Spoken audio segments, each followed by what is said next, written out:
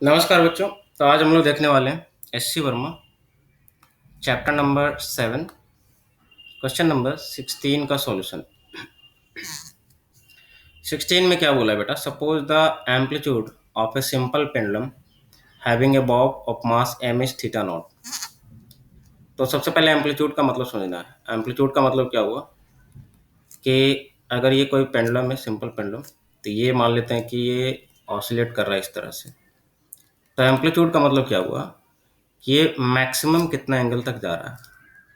तो maximum theta naught तक जा रहा है। इसका मतलब ये इस तरह से जा रहा है, फिर ये वापस इस तरह से जा रहा है, फिर ये इस तरह से। तो ये ऑसिलेट कर रहा है, तो ये मैक्सिमम जिस एंगल तक जा रहा है that is known as what? Amplitude. इसका मास क्या दे दिया है? एम दे दिया है। ठीक है, तो ये इस तरह से सिचुएशन है। ठीक है, आपसे क्या बोला है? Find the tension in the string when the Bob is eight extreme position. तो आपको ऑसिलेशन से कोई लेना देना नहीं है, आपसे बस बोला है कि अगर ये ऐसा सिचुएशन हो रहा है तो आप ये बताओ कि जब ये एक्सट्रीम पोजीशन पे, एक्सट्रीम का मतलब मैक्सिमम पोजीशन पे है, जब ये थीटा इक्वल टू कितना हो? थीटा नॉट हो। ठीक है, तब आपको बताना है स्ट्रिंग में जो टेंशन की वैल्यू होगी वो कितनी होगी। तो इस पे तो दो फोर्सेस लग रहे हैं, एक तो टेंशन और एक mg। ठीक है, यहाँ पे आप रिजॉल्व भी कर सकते हो फोर्सेस को along the centre and tangent के लॉन्ग। ठीक है, क्योंकि यहाँ पे हमेशा कोशिश क्या करना चाहिए कि चूंकि एक्सेलरेशन जो होता है इसी दो के अलोंग इम्पॉर्टेंट होता है लिखना। एक तो एसी होता है और एक टेंजेंशियल होता है, इसलिए हम लोग एक्सिस भी जनरली यही वाला चूज करते हैं। ठीक है, तो ये जो होगा वो कितना होगा? Angle theta naught. तो यहाँ से हम लोग क्या लिख सकते हैं? एम जी कॉस थीटा नॉट, और ये क्या आ जाएगा? M g sine theta naught. तो ये फोर्सेस को रिजोल्व कर लिया। अच्छा, अब सवाल उठता है कि यहाँ पे स्पीड कितना होगा एक्सट्रीम पोजिशन पे। तो आंसर इज स्पीड कितना होगा? जीरो। क्योंकि अगर यहाँ पे जीरो नहीं होता स्पीड तो ये और भी आगे जाता। अभी बोल रहा है कि मैक्सिमम यहीं तक है, इसका मतलब स्पीड जीरो ही होना पड़ेगा। तो यहाँ पे स्पीड क्या होगी? जीरो। इसका मतलब ये इंस्टेंटेनियस रेस्ट पे, देखिए ये जाएगा इधर से इधर जाएगा, इंस्टेंटेनियस रेस्ट हुआ, फिर ये इधर आ गया। परमानेंटली रेस्ट पे नहीं है, इंस्टेंटेनियस रेस्ट पे। लेकिन ये अभी भी कौन सा पाथ फॉलो कर रहा है? तो answer is circular path he follow कर रहा है। कोई और एग्जांपल दीजिए सर। जैसे मान लो कि ये एक इस तरह से ग्रूव है ना, सर्कुलर है ना, ये एक सर्कुलर ग्रूव है, और यहाँ पे क्या करो, एक बॉल को छोड़ो, है ना, एक कोई मेटालिक बॉल है या सिंपल सा, अगर आप छोड़ते हो तो ये क्या करेगा? ये नीचे आएगा, नीचे आएगा, नीचे आएगा, नीचे आएगा, इस तरह से घूमेगा। फिर यहाँ पे थोड़ा इसका स्पीड लगभग लगभग क्या हो जाएगा? जीरो। इंस्टेंटेनियस रेस्ट इसको बोलते हैं। फिर ये स्पीड बढ़ेगा बढ़ेगा बढ़ेगा। तो यहाँ पे क्या हो रहा है? At the top most point, top most point पे हम लोग बोल सकते हैं क्या? इंस्टेंटेनियसली क्या हो रहा है? वेलोसिटी जीरो हो रहा है। तो क्या ऐसा पॉसिबल है सर्कुलर मोशन में कि क्या इंस्टेंटेनियस वेलोसिटी जीरो हो जाए? तो आंसर इज यस।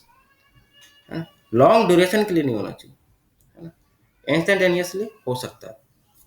तब होगा क्या इंस्टेंटेनियस होने से? सोचो यहाँ पे क्या होता। यहाँ पे आप कैसे लिखते? एक तो लिखते एम जी नीचे की तरफ, एक लिखते एन ऊपर की तरफ। तो इंस्टेंटेनियस वेलोसिटी जीरो होने का मतलब पहले आपको समझना है। इंस्टेंटेनियस वेलोसिटी से कनेक्टेड कौन है? तो सेंट्रीपिटल एक्सेलरेशन। सेंट्रीपिटल एक्सेलरेशन क्या होता है? V square by are.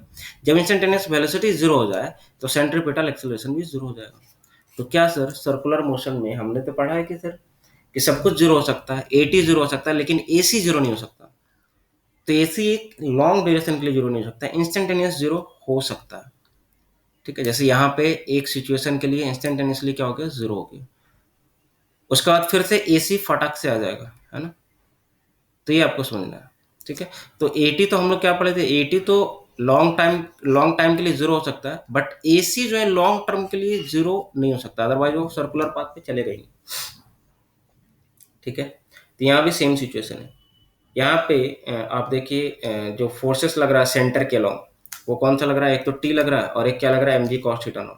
तो यहाँ पे अगर मैं सेंट्रीपिटल फोर्स लिखूँ तो टी माइनस एम जी कॉस थीटा नॉट लिखूंगा, and that is equal to क्या हो जाएगा? M V square by are.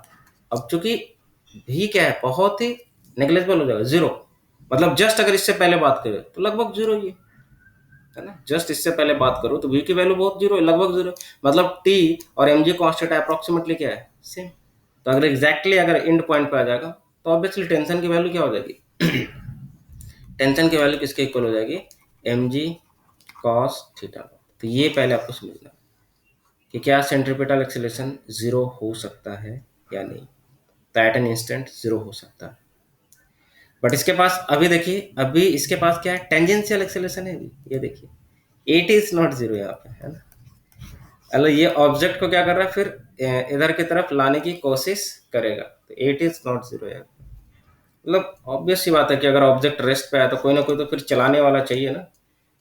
अगर इधर के अलॉन्ग नेट वेलोसिटी जीरो है तो ये ऑब्जेक्ट चलेगा कैसे, नेट फोर्स के बिना तो चलने वाला है नहीं, फिर ये तो रेस्ट पे ही रह जाएगा। तो ये देखिए इसके कारण यहाँ पे चल सकता है। तो अप्रॉक्सीमेटली हम लोग जीरो का कंडीशन लेके यहाँ पे कर सकते हैं। तो टेंशन की वैल्यू कितनी आ जाएगी, एम जी कॉस थीटा नॉट। तो ये हो गया क्वेश्चन नंबर 16 में, इतना ही पूछ रहा था। नेक्स्ट मिलेंगे हम लोग क्वेश्चन नंबर 17 के साथ।